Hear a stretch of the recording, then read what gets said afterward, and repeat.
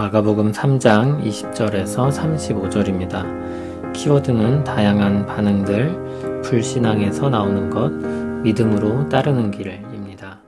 집에 들어가시니 무리가 다시 모이므로 식사할 겨를도 없는지라. 예수의 친족들이 듣고 그를 붙들러 나오니 이는 그가 미쳤다 하밀러라.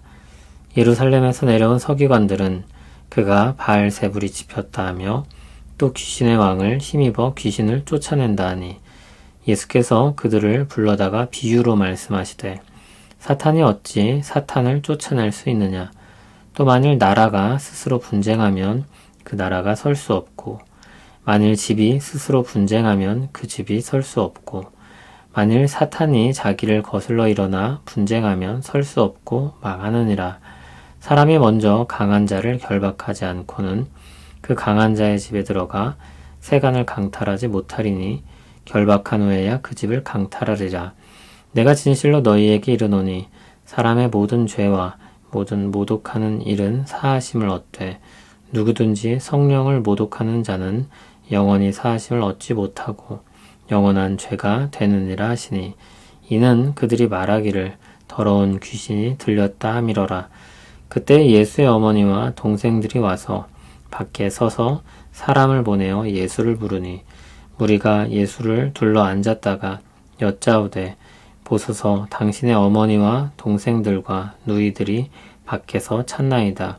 대답하시되 누가 내 어머니이며 동생들이냐 하시고 둘러앉은 자들을 보시며 이르시되 내 어머니와 내 동생들을 보라.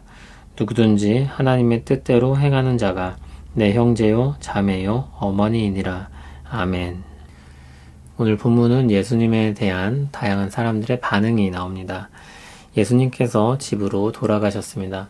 거기서도 사람들은 몰려들었고 예수님은 식사할 겨를도 없을 정도로 바쁘셨습니다. 그런데 예수님의 친족들이 예수님에 대한 소식을 듣고 예수님을 붙들러 왔습니다. 그들은 예수님이 미쳤다고 생각했습니다. 아마 가족에게 돌려보내려고 했던 것 같습니다. 여기서 또 다른 부류의 사람들이 등장합니다. 예루살렘에서 내려온 서기관들입니다. 예루살렘에서 조사를 위해 파견한 사람들인 것으로 보입니다. 이들은 바알세불이 집혔다, 귀신의 왕을 힘입어 귀신을 쫓아낸다고 주장했습니다. 바알세불과 귀신의 왕은 같은 대상을 가리키는 표현입니다. 이 두 문장의 내용 역시 비슷한 말입니다. 예수님이 행하신 일이 귀신에게 속한 일이라는 것입니다. 예수님은 그들의 모순을 꼬집으십니다. 사탄이 어떻게 사탄을 쫓아낼 수 있느냐고 했습니다. 같은 편이 같은 편을 치겠느냐는 것입니다. 24절에서는 나라를 들어서, 25절에서는 집을 들어서, 그리고 26절에서는 사탄을 들어서 말씀하십니다. 같은 편이 같은 편을 칠 수 없다는 것입니다. 그렇게 된다면 그것은 온전할 수 없다고 말씀하셨습니다. 사탄의 세력이 사탄과 분쟁하면 망하는 것입니다. 예수님은 사탄에 속한 분이 아니라 사탄의 세력을 결박하고 무너뜨리는 분입니다. 27절에는 집을 강탈하는 사람은 거기에 있는 강한 자를 먼저 결박한다고 했습니다. 주님은 사탄을 결박하고 사탄의 집을 강탈하여 사로잡힌 사람들을 빼내는 분입니다. 그러므로 서기관들의 주장은 완전히 잘못된 것입니다. 28절에서 30절에는 성령을 모독하는 죄에 대해 말씀합니다. 성령을 모독하는 죄는 다른 죄와 달리 용서를 받을 수 없다고 했습니다. 서기관들은 예수님이 성령의 능력으로 행하신 일들을 믿지 않았습니다. 도리어 그것을 악한 영을 힘입어 행한 일로 여기며 주장합니다. 성령의 일을 사탄의 일이라고 주장한 것입니다. 서기관들이 바로 성령을 모독하는 죄를 범하고 있었던 것입니다. 31절을 보면 또 다른 부류의 사람들이 등장합니다. 예수님의 어머니 마리아와 동생들입니다. 예수님께서 성령님을 통해 마리아의 배에서 나왔습니다. 그리고 동생들은 마리아와 결혼한 요셉을 통해 나왔습니다. 어쨌든 그들은 마리아와 연관된 가족들입니다. 앞에선 예수님의 친족들이 나왔었는데 여기선 예수님의 가족이 나오는 샌드위치 구조입니다. 비슷한 내용으로 감싸고 있다고 말할 수 있습니다. 예수님의 일을 귀신의 일로 치부하는 서기관들의 내용 앞뒤로 예수님에 대해 잘못 알고 있는 입장을 가진 사람들이 배치되고 있습니다. 서기관들보다 낫다고 할 수는 있지만 예수님을 잘못 알고 있고 믿지 않는다는 것은 동일합니다. 여기 가족들의 입장은 앞에 나온 친족들의 입장과 비슷합니다. 어쩌면 친족들의 이야기를 듣고 왔을 수도 있습니다. 요한복음 7장 5절을 보면 예수님의 형제들은 예수님을 믿지 않고 있었습니다. 그들은 예수님의 일을 성령님의 일로 생각하지 않았습니다. 그래서 예수님은 가족들이 찾아와서 부르는 소리를 들으면서도 그들을 반갑게 맞이하며 드리지 않으십니다. 그들이 와서 행할 일들을 아시기 때문입니다.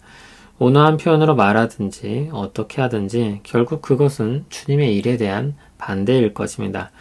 예수님은 제자들에게 누가 자신의 가족인지 가르치십니다. 하나님의 뜻대로 행하는 자가 자신의 가족이라고 말씀하셨습니다. 그 자리에 앉아있던 믿는 자들이 주님의 가족이었던 것입니다. 이 말씀은 가족을 버리라는 말은 아닙니다. 오히려 가족에게 복음을 전해야 할 것입니다. 가족에게 무례하게 행하고 냉정하고 답답하게 생각하라는 말도 아닙니다. 오히려 더욱 사랑으로 대해야 할 것입니다. 영원한 주님의 나라에서도 여전히 함께할 수 있기를 바라며 소망의 복음을 말하고 사랑으로 행해야 할 것입니다.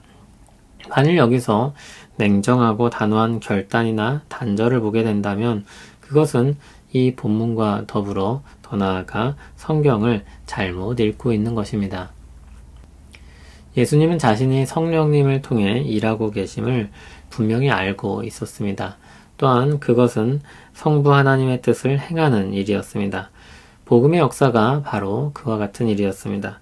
그러나 믿음이 없던 사람들은 모두 그 일을 반대하는 편에 서게 됩니다. 예수님을 미쳤다고 생각하거나 예수님이 귀신 편에 서 있다고 여기거나 예수님을 말려야 한다고 생각하는 것입니다. 그들 중에는 자신도 모르는 사이에 적극적으로 성령을 모독하는 죄를 범하는 사람들도 있었습니다. 서기관들은 성경을 잘 알고 가르치는 사람들이었습니다. 그들이 성령님을 모독한다는 것은 대단히 모순적인 일이 아닐 수 없습니다. 그럼에도 그들은 믿음이 없어서 그러한 죄에 빠지게 됩니다. 믿음이 없으면 어리석게 됩니다. 성경을 알고 예수님이 행하신 일들을 알면서도 믿을 수 없으니 귀신의 일이라는 결론을 내리는 것입니다. 선하고 복된 일들에는 눈을 감아버리고 자신들의 입장에 자신들의 생각을 끼워 맞추는 것입니다. 그러다가 귀신의 일이라는 이상한 결론에 다다르는 것입니다.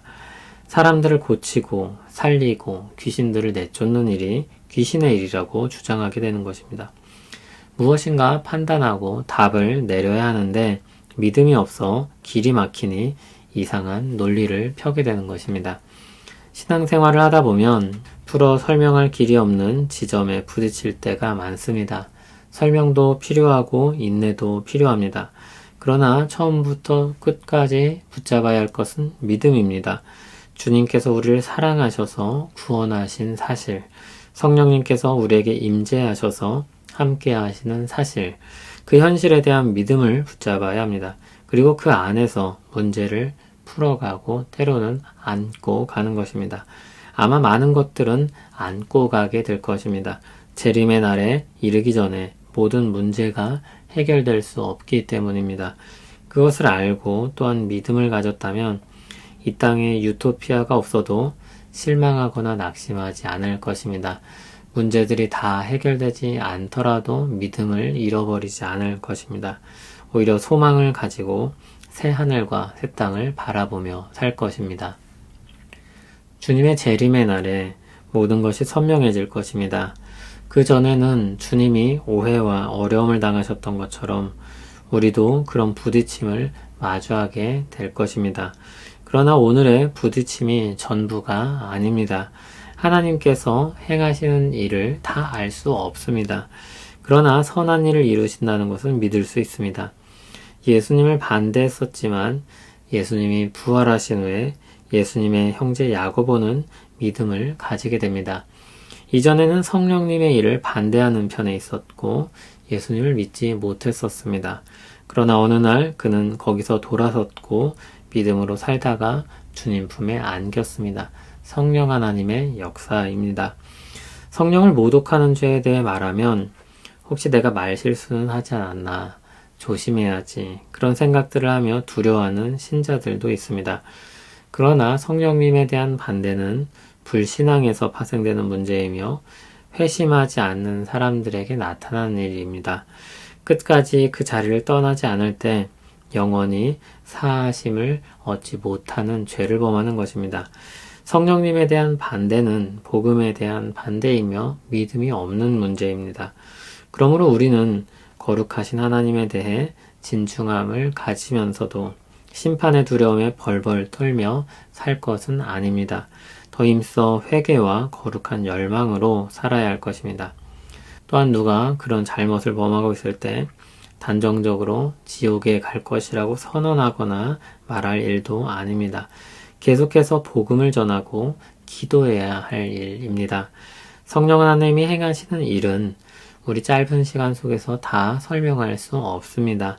그러나 선한 일을 이루신다는 것은 믿을 수 있습니다. 우리는 겸손히 오늘의 은혜를 구하고 영원하신 하나님의 보살핌과 인도를 바라야 할 것입니다. 우리와 함께 하시는 성령님을 찬송합니다. 믿음을 가지게 하시고 인도함을 따라 살게 하시니 감사합니다. 우리 마음과 귀를 열어 하나님의 말씀을 듣게 하시며 우리 눈이 하나님의 뜻에 더 밝아지게 하옵소서. 우리 발걸음이 자기를 부인하고 자기 십자가를 지고 가는 그 길로 계속해서 걷게 하옵소서. 그 복된 길을 사모하고 가는 우리에게 힘 주시옵소서. 예수님 이름으로 기도합니다. 아멘.